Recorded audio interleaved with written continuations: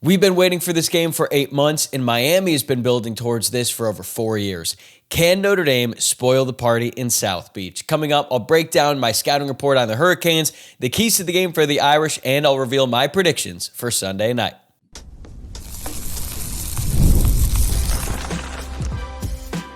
You are Locked On Irish, your daily podcast on the Notre Dame Fighting Irish. Part of the Locked On Podcast Network, your team every day. What is up? Welcome in. This is Locked On Irish, your daily Notre Dame podcast. I'm your host, Tyler Wojciak. I graduated from Notre Dame in 2018. Now I'm a producer at Fox Sports and been covering the Irish for the past 5 years. It is great to have you here with me on Wednesday, August 27th, and thank you for getting your day started right here by making this your first watch or listen of the day.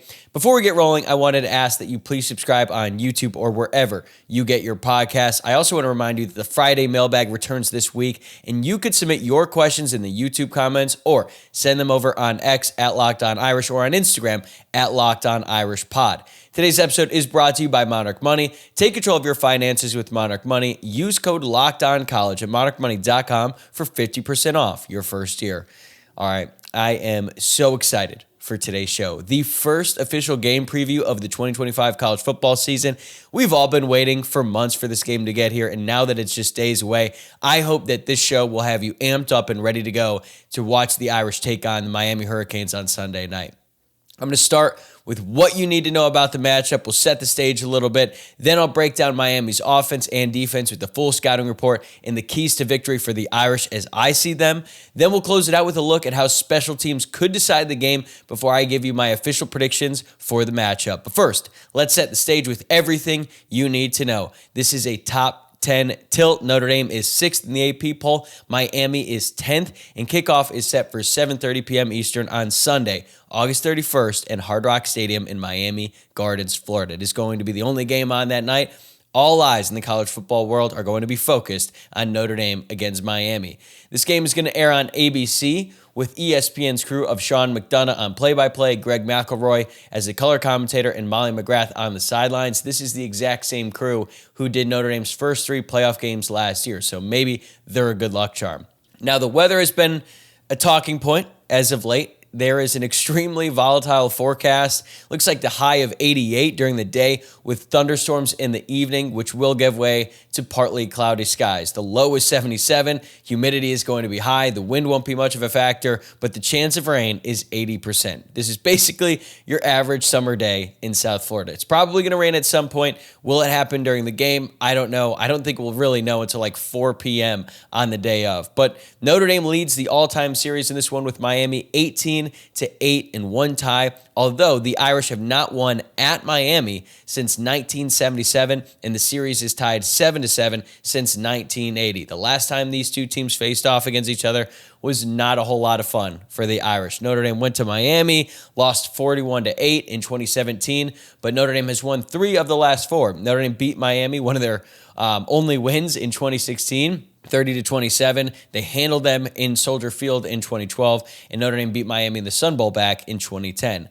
As for the head coach, Mario Cristobal is entering year 4 with the Hurricanes. He had a lot to do when he got there, had to turn the program completely around. They went 5-7 his first year, then 7-6 in year 2, but finished 10-3 last year for Miami's first 10-win season since 2017. Overall, he has a 22-16 record with the Hurricanes, and he's actually been a head coach for a long time. He got his first head coaching job at Florida International. He was there from 2007 through 2012. Then he worked as an assistant for 4 years at Alabama, working under Nick Saban. If you look back at those old staffs under Saban, they were absolutely loaded. It was absurd. They had Cristobal. They had Kirby Smart. They had all these other future head coaches, future successful head coaches as well. Then Mario Cristobal went to Oregon. He became the head coach there from 2018 through 2021, left them to join the Hurricanes, and they were so excited when he was hired, and now it looks like they have things ready to go going into the season. But Notre Dame is favored by 2.5, and the over-under is 49.5 on FanDuel, so Vegas is expecting a very good game, but a low-scoring one at that. So when I look at this game, my big picture takeaway is I see a golden opportunity for Notre Dame to spoil the biggest party in the entire country. What's the first thing you think of when you hear Miami?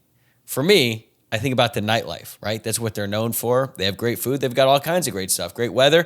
But when I think of Miami, I think about the nightlife. I think about the Ferraris. I think about the Lamborghinis on the road.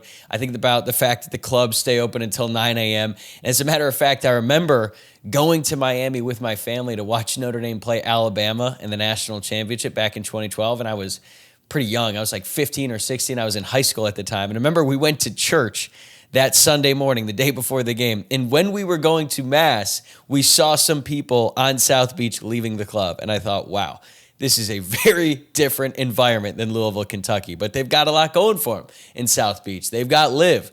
They've got 11. They've got the Fountain Blue. Meanwhile, South Bend has CJ's Pub and the Backer and the Ghost of Club Fever. And I love those bars. But I'm just saying, it's a little bit different culture between South Bend and Miami. And for the Hurricanes, they've been planning this party for 4 years. When Mario Cristobal left Oregon to come home and play and coach the team that he played for, their fan base was ecstatic. Maybe even more so than USC fans when they hired Lincoln Riley, or Notre Dame fans when they hired Marcus Freeman. It was all during the same offseason. They were certain that one of their own was going to lead them back to the glory days, and it hasn't been smooth. But now going into year 4, Cristobal has built Miami into a legitimate college football playoff contender. Everything that Mario Cristobal has been building over the past few years has been leading to this night, hosting an old rival, a top 10 Notre Dame team at home with the entire college football world watching. They start the year in the top 10. They've gone all in on NIL. They've been all in on NIL since its inception. They've spent like crazy. They landed a guy like Carson Beck, the most expensive quarterback in college football, to replace the most expensive quarterback from last year. That is the backdrop for Sunday night. Hard Rock Stadium is going to feel like the biggest club in South Beach. The lights, the celebrities, their top recruits are all going to be in attendance for this game. And the expectation is that it's Miami's night. But, if Notre Dame walks into that environment and leaves with a win, it doesn't just ruin the party, it changes the entire national conversation. A win over a top 10 team on the road with a new quarterback in week 1 would be further proof that last year wasn't a fluke. It would show Marcus Freeman has this program back in the national picture for real, and that Notre Dame can beat one of the sport's biggest spenders and their home turf on the biggest stage. Remember, even after beating the SEC champion Georgia and the Big Ten runner-up in Penn State on their way to the national championship, people are still quick to dismiss Notre Dame. It doesn't make any sense. They still call it a fluke. They still come up with excuses, but a win over Miami wouldn't silence every critic, but it would force the country to take Notre Dame seriously. This is not like 2013 when Notre Dame went 8-4 the year after they got ran off the field in the national championship. They are not an underdog in this game, but they would prove that they are a legitimate college football powerhouse. And the ripple effect there is massive. If you beat Miami here, Notre Dame is going to jump into the top 5, and suddenly, instead of needing to prove themselves for the rest of the season, they are going to be one of the teams that everyone else is chasing. That's why this is about more than just one game. It's about flipping the narrative from Notre Dame's trying to prove that they belong to Notre Dame is back in power and they are hungry for more. So while Miami might be lining up bottle service and VIP sections, Notre Dame has the chance to flip the lights on, cut the music, and remind the country, this isn't Miami's night. It's Notre Dame's year. All right, now that the stage is set, let's break down the Jimmies and Joes and the X's and O's. Coming up, we're going to do a deep dive into the Hurricanes on offense and defense, and I'll share the keys Notre Dame has to hit if they're going to walk out of Hard Rock Stadium with a win. Today's episode is brought to you by Monarch Money. Most people can't name all their financial accounts or even what they're worth, whether it's 401ks, properties, or investments. And when you don't have the full picture, you can end up leaving money on the table. That's why there is Monarch Money. It's an all-in-one personal finance tool that brings your entire financial life together in one clean, easy-to-use interface on your laptop or your phone. Monarch does the heavy lifting for you. You can link all your accounts in minutes, see clear data visuals, get smart categorization of your spending, and finally feel in control of your money without ever touching a spreadsheet. I linked all my accounts to Monarch and immediately spotted a few subscriptions I wasn't even using. Canceling those alone saved me money every month. Monarch also makes it simple to review your finances with your partner. You can both see budgets, goals, and spending activity in one place. Don't let financial opportunities slip through the cracks. Use code LOCKEDONCOLLEGE at monarchmoney.com in your browser for half off your first year. That's 50% off your first year at monarchmoney.com with code LOCKEDONCOLLEGE. Today's episode is also brought to you by FanDuel. The NFL season is almost here, and FanDuel is making sure that you are ready for kickoff with a can't-miss offer. Right now, new customers can bet just $5, and if your bet wins, you will get $300 in bonus bets to use across the app. I personally love using FanDuel because it fits however you like to bet. Player props, building a same-game parlay, or even jumping in live as the action unfolds. They have something for everyone. It also makes every game more exciting, whether you're watching your team or just keeping an eye on your fantasy lineup. It's quick, easy, and the best way to add a little more energy to your Sundays. All right, here's my pick. Did you know that the Detroit Lions are minus 172 to make the playoffs? This is a team that went 15-2 last season. I understand that Ben Johnson is gone and Aaron Glenn is gone, but I feel like they're a lock to make the playoffs. So if you're giving me minus 172, I'm going to take that. And if you're ready to play, you can download the FanDuel app now by visiting FanDuel.com to get started. That's FanDuel.com to place your first $5 bet. All right, we begin our scouting report of the Miami Hurricanes with a look at their offense because that was the strength of the team last year. They are one of, if not the best offense in college football last season, led by Cam Ward, the eventual number 1 overall draft pick, and now they starting quarterback for the Tennessee Titans. But it wasn't just Cam Ward. Their offensive coordinator, Shannon Dawson, deserves a ton of credit. He is entering his 3rd season as the Hurricanes offensive coordinator, and he is an air raid disciple. The man likes to air it out, and he is a very experienced play caller. He has had success at several different spots now. He has completely revamped the Hurricane offense since he took over. Back in 2022, the year before Dawson's arrival, they finished 114th in scoring offense. In Dawson's first season as offensive coordinator, they finished 38th, so that's a massive jump. And then last year, they were first in the entire country. So that is quite the turnaround.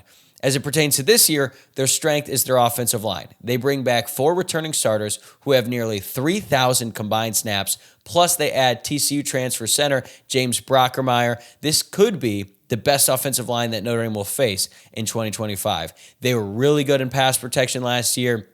4th fewest tackles for loss allowed per game, and they have some pretty talented backs. It's not like one superstar, but they have a deep room. They've got Mark Fletcher, Lyle, who's their explosive big play speed back, and then Brown, who's a transfer from North Dakota State, another power back. So you add those 3 behind what could be a pretty good offensive line. I expect that they're going to be one of the better teams in the country at running the football. Last year, Fletcher was the number 2 back behind Damian Martinez and still ran for over 600 yards on 5.4 yards per carry and had 9 touchdowns. When you look at the outside, they bring in a bunch of new wide receivers, but they're very explosive. Dawson's offenses have always pushed the ball downfield, and Miami ranked 3rd nationally last year in 20-plus yard receptions, and I expect that they're going to try to do that again this year, even though they've got some new faces on the outside.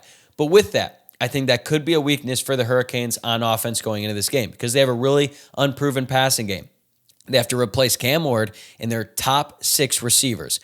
Carson Beck missed all of spring practice as he recovered from Tommy John surgery. He hurt his elbow in the SEC championship game against Texas, so he did not get to participate at all in spring, and the wide receiver room is basically all new, and they're unproven and thin on experience. And last year, we saw how rusty Notre Dame's passing game was to start the year after Riley Leonard missed all of spring practice. They also had a bunch of transfer receivers like Bo Collins and Chris Mitchell and Jaden Harrison. So it took Notre Dame's passing game a while to get going. I think that Carson Beck is a better thrower than Riley Leonard, certainly, but still, that takes time. Those are valuable reps that they missed.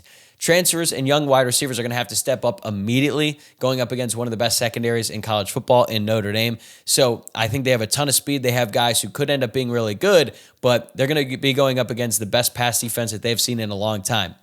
They didn't face a single top 30 pass defense last year, and Notre Dame's defense could be one of the best in the entire country, and I feel even more confident about the secondary, going up against guys like Leonard Moore and Adon Schuler, who are ready to make a name for themselves this year after Leonard Moore was a freshman All-American last year and Adon Schuler burst onto the scene. I also expect Christian Gray to take a big step forward, and I've seen online that Miami fans look at what USC did to Christian Gray and think they're going to do the same thing. You know, they might, but they're kind of forgetting that Christian Gray also had that 99-yard interception return for a touchdown against USC in that game and came up with the pick against Drew Aller in the playoff in the 4th and 2 stop against Texas A&M. So if he could be more consistent, Moore and Gray could be one of the best cornerback duos in the entire country. But the players to watch for Miami on offense, obviously, it starts and ends with Carson Beck. Going into last season, going into 2024, Beck was the betting favorite to be drafted first overall. Instead, it was Cam Ward. But he has all the tools you want for an NFL quarterback. He's 6'4", 220 pounds. When he was at Georgia, he was 24-3 as a starter.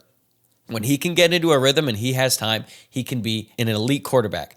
But he has a tendency to collapse under pressure, and when he gets hurried, he makes some really bad decisions. All of his mechanics kind of go out the window, and his production took a dip last season. He was really good in 2023, had a 72% completion percentage, threw for nearly 4,000 passing yards, and had a 24-6 touchdown to interception ratio. Last season, he had a 64% completion percentage, so about an 8% dip, 3,400 passing yards, 28 touchdowns to 12 interceptions. So Notre Dame is going to try to get after him. I also think that their three running backs are all going to have a chance to contribute in this game. Got to keep an eye out for all three of them. And then at wide receiver, they bring in a transfer, C.J. Daniels, who had time at Liberty and LSU. He has the most experience, but I think the player to really keep an eye out for is the tight end, Elijah Lofton. Very athletic, ton of big play potential. Miami fans really like him, and he could be that young player who hasn't done much in his career, but they're counting on him in a big way going into this season. So the keys for Notre Dame's defense, obviously you've got the old cliche, stop the run, win the turnover battle, all of that. That is all applicable in this game. But the number one thing here is they have to get pressure on Carson Beck. Listen to these stats from Jamie Uyeyama of Irish Sports Daily. Carson Beck had the second worst PFF grade for Power 4 quarterbacks when under pressure last season. 32.4% completion under pressure, which was the bottom percentile in the country. He had 20 turnover-worthy plays last year, which was the sixth most in FBS, and majority of those came under pressure. Now, obviously, Miami knows that. They're going to expect Notre Dame to try to get after him, but Notre Dame should have an improved pass rush, especially on the edge, with Boubacar Traore, Bryce Young, Josh Burnham, Junior Tuihalamaka, and apparently Jordan Botelho, because we found out in Marcus Freeman's press conference that Botelho is available coming off a torn pec injury that he suffered in the summer and a serious knee injury that he suffered last year. I don't expect to see much of him, but the fact that he's even on the depth chart is big news for Notre Dame. So that is the number one thing. They have to get pressure on Carson Beck. And for Chris Ash, just don't get carried away. Be aggressive, but let the players play fast and free. It's his first game as a defensive coordinator. If he allows the players to make some plays and he doesn't try to put too much on their plate too early, they should be just fine on defense. Now, flipping it over to Miami's defense. They were god-awful last year, but they hired defensive coordinator Corey Heatherman from Minnesota, and last year Heatherman led a very strong unit for the Gophers. They finished in the top 10 in points allowed, total defense, and pass yards allowed per game, and they were just outside the top 10 in rush yards allowed per game. Now, he is tasked with rebuilding a defense that finished 70th in scoring defense last year, and they gave up over 30 points a game to Power 4 opponents. They also expect to start 6 transfers on defense. So this is nearly a brand new unit on that side of the ball. Their strengths, their major strength is on the defensive line. Ruben Bain and Akeem Messidor lead a deep, talented front.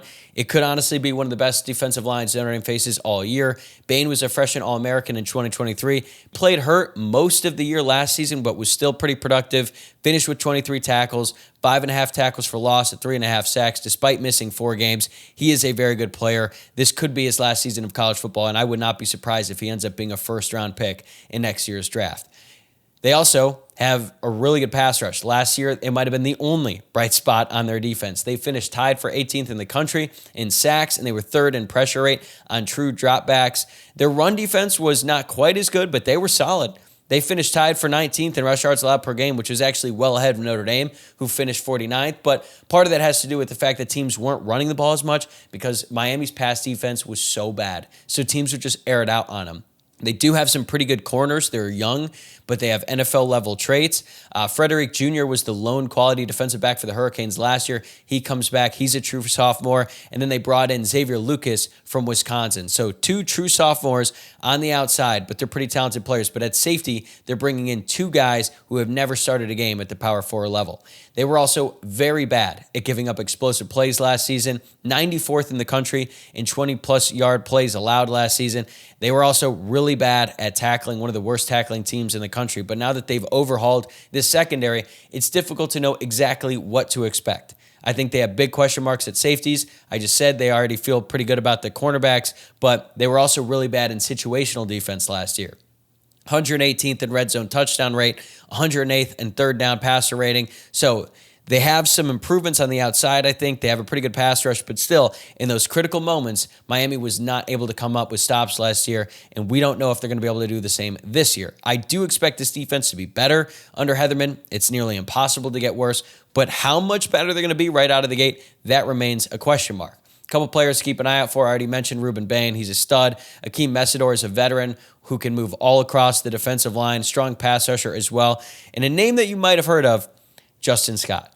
He is likely going to be the starting D tackle for the Hurricanes. He did not play a ton last year, only 113 snaps, but had 2 tackles for loss.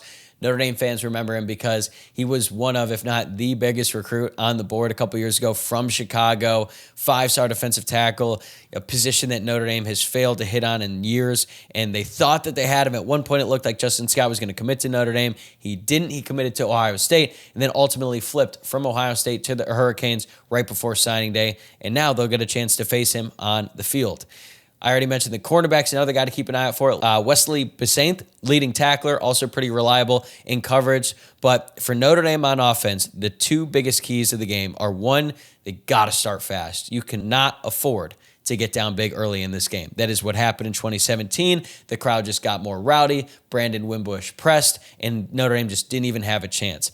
Mark Richt, the former head coach of Miami, even said that if Wimbush had connected with Aquanimia St. Brown, who was wide open on a go route in the end zone when the score was still 0-0. If they had connected on that and Notre Dame had taken a lead, Mark Richt even admitted that could have been a totally different game, but Miami got all the momentum after that because they started out hot and then kept their foot on the gas, and Notre Dame never had a chance after that. So Notre Dame has to move the ball early. They have to get some points, whether it be field goal, touchdown, it doesn't matter. Just keep the crowd in control by moving the ball consistently. And if they get out to a big lead or just any sort of lead, Carr is going to be a little bit more comfortable. But if Miami gets out to a lead, that puts more pressure on him. And we know he's been turnover prone in practice. He might become more turnover prone if he feels like he needs to make the big play every single down. The second biggest key for Notre Dame, get the ball to your athletes in space. Miami was miserable at tackling last year, one of the worst tackling teams in the country, and Notre Dame has a lot of players on offense who should be difficult to tackle. A guy like Jeremiah Love, Jadarian Price, even Aeneas Williams, Eli Raridan at tight end, Malachi Fields, Jane Greathouse, Will Pauling, Jordan Faison at wide receiver. If you can get the ball to those guys quickly and in space and you force Miami's secondary to tackle, we'll see if they can handle it. But that is one thing Notre Dame has to do. The important thing is they have to get rid of the ball quickly so that defensive line does not have enough time to make an impact and CJ Carr can get into a rhythm. I think we're going to see a lot of Jeremiah Love in this game. They might try to rest him for the rest of the year, but not in this game, in this matchup when Notre Dame needs a win. And eventually Notre Dame is going to try to go deep for sure.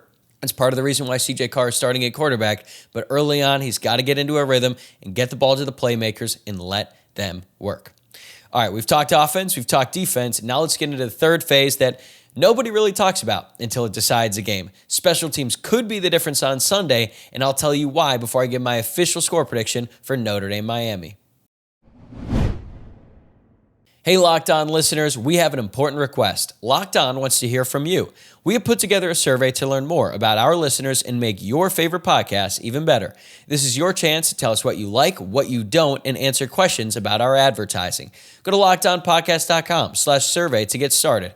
Everyone who completes a survey will be entered for a chance to win one of 10 $100 Amazon gift cards. Again, that's LockedOnPodcast.com/survey. You can also find the link in the show description. Thanks for helping us out. Today's episode is also brought to you by SupplyHouse. When the opening whistle blows on a new repair, get your crew moving forward with SupplyHouse. Order today and see parts on your doorstep tomorrow. Over 280,000 plumbing, HVAC, and electrical items from the most trusted brands in the business.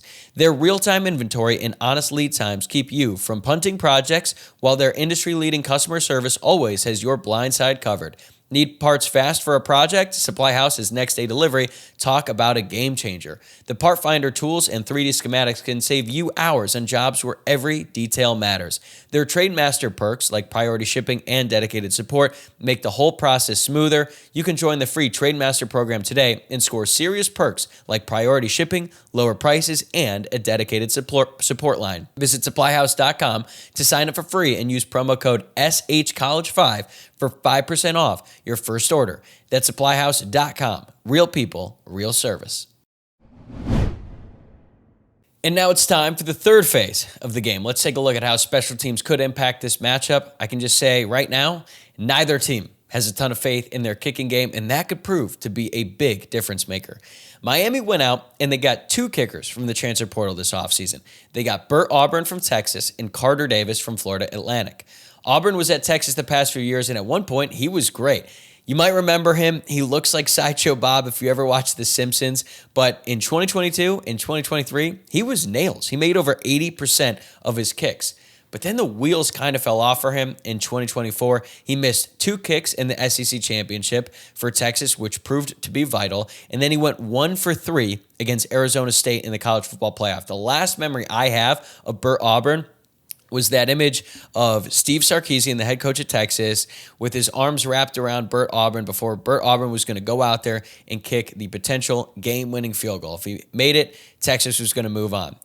They had this big pump-up speech, and then guess what Bert Auburn did? He missed it. It was not a real great end to his career in Texas, but now he is with the Miami Hurricanes. They're hoping that he's going to be their field goal kicker because Carter Davis was supposed to be a kickoff specialist. He's 4 of 11 kicking field goals for his career, but they might need him kicking field goals because Bert Auburn has not been any more consistent in practice.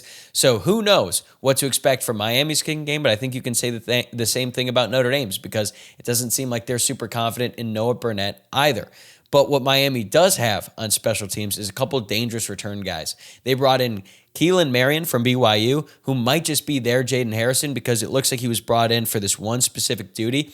And just like Jaden Harrison, Marion returned 2 kicks to the house in his season prior. He was an All-American kick returner, so he is going to be dangerous. Whoever ends up kicking on kickoff for Notre Dame is going to have to get that ball in the end zone for a touchback. Also, keep an eye on Malachi Toney. He's their punt returner. Little guy, very fast, very slippery.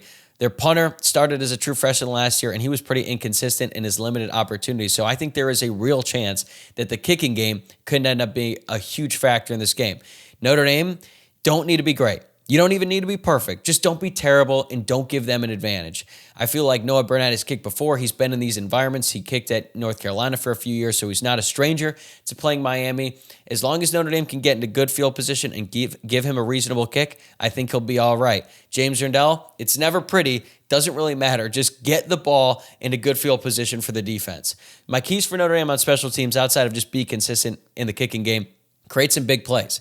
The offense might need some help, and now that Jeremiah Love and Jadarian Price are officially listed as the kick returners on Notre Dame's depth chart, that could be something there. Now, I expect Davis is going to boot the ball to try and avoid them, but if one of them gets a chance, specifically Jeremiah Love, look out. And I understand that fans are concerned about having 2 of their best players on the team back there for kickoff return, and I get it. It is more of a risk, but they're not playing Purdue. They're playing Miami, and they're going to need every edge that they can possibly get in this game. So I love being back there on kickoff return. He's probably not even going to get an opportunity, but if he does, that could be a huge play waiting to happen. Something else to keep an eye out for: Tyler Buchner, officially the holder. Teams are going to be scared to death of him all season long. I don't think we'll see a crazy fake in the first game because it seems too obvious, right? Having the former starting quarterback out there as a holder who can also run around with the ball. But in a game like this, you got to win on the margins, and Marcus Freeman has made special teams a priority since he became the head coach. And even though I have some concerns about the kicking game, I have trust in Marty Biaggi, the special teams coordinator, that he will create advantages in the third phase of the game. Okay, now, predictions. It's my first prediction of the year. I got to start out hot. I think this is going to be a very difficult game for the Irish. I really do. I think Miami is loaded with talent, and I think Notre Dame is loaded with talent, but they are going into an environment against a team that is ready to go, and you're also bringing in a new quarterback who's a redshirt freshman, has never really played in college before. You also have a new defensive coordinator. So it's not going to be easy for him, but the good thing is Notre Dame has been here before. Literally, they were in Hard Rock Stadium playing a do-or-die playoff game back in January of this year. Obviously, the environment is going to be a lot different because they were half Notre Dame fans when they played in Miami the last time, but the stakes are high, not even quite as high as the playoff game, obviously, and Marcus Freeman has shown that he knows how to get his team up for big games. It's the small games that he's had trouble with, but the big games, that has not been an issue for Marcus Freeman. The fact that Notre Dame went into College Station last year and knocked off Texas A&M in the season opener makes me confident that they'll be able to do it again in Miami Gardens. I think this could be a weird game. It could be an ugly game. There's going to be some moments where you're like, what's really happening? But also you have to remember, it's the first game of the season. These guys have to shake some of the rust off. The only people that they've been hitting for the past month have been each other. So now they're going to be going up against an opponent. Weird things happen in season openers. It happens all the time.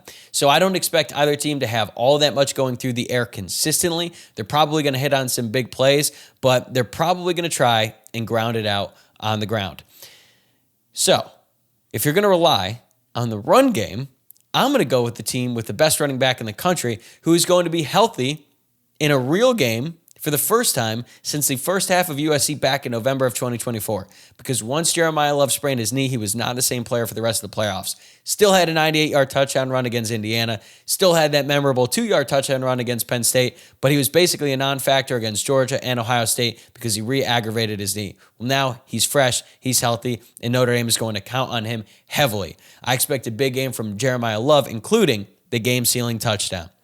I think Notre Dame is going to have a slight lead late, around 17-14, but then Jeremiah Love is going to break off a big play, put the Irish up 24-14, and that's your final. The under will hit just barely 48 points. The over-under is 49.5, but it's going to be a very tight game throughout. It's going to be one of those games where once it ends, you're going to be part thrilled, but also relieved because it was so intense and you're just glad it's over and Notre Dame was able to get out of there with the win. So Miami wants this night to be a celebration, the one that proves that they've arrived. Instead, the Irish will turn it into a reminder. The real power program is still wearing the gold hats. They won't just crash the party. They're going to walk away with the headline and leave Miami cleaning up the mess in their own house. All right, that's going to do it for me today. Thanks again for making Locked On Irish your first watch or listen of the day. Before you head out, be sure to subscribe on YouTube and follow wherever you get your podcasts. If you've been enjoying the show, please like, rate, and review as well. Also, remember, submit those mailbag questions if you want to be featured on Friday's show. We have got more coming your way tomorrow about this game. I'm going to have a Miami insider on the show to get the Hurricanes' perspective on this matchup and what they're expecting from Notre Dame when they come into town. It's going to be a lot of fun. I'll see you then.